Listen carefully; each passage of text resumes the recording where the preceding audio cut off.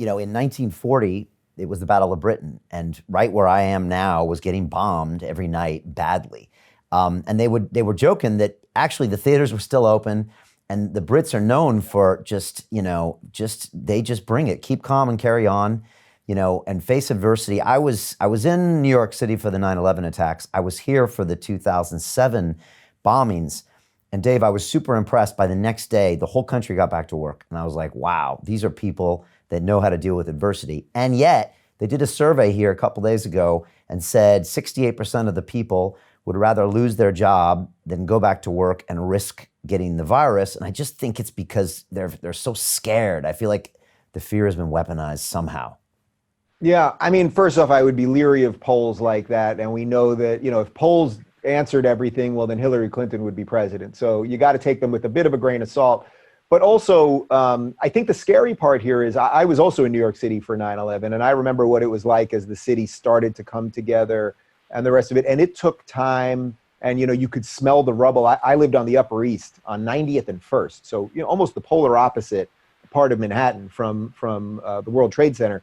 But for days, if not weeks, you could smell soot. You could feel it. There was, I had people staying with me, friends that couldn't get out of the city, the litany of stories that people have. But something weirder has happened now, because it's not like we were struck by something where we can all smell it and taste it and see it and everything else. This is more of an invisible enemy. And they're saying, oh, it could kill you and it could kill grandma at any moment. That does make it makes it scarier, because it leaves you in your head thinking about what to do. I was talking to a good buddy of mine this morning, and he lives in New Jersey. His mom is 81 years old, and she's in Florida, in a little condo in Florida. And, the summer's coming. Usually people get out of Florida in the summer because it's basically oppressively hot there. And they don't know what they're going to do, because she doesn't want to live alone in a Florida summer where it's incredibly hot at that age. But she's been safe and locked down herself. But he's afraid, well, he doesn't want to put her on a plane.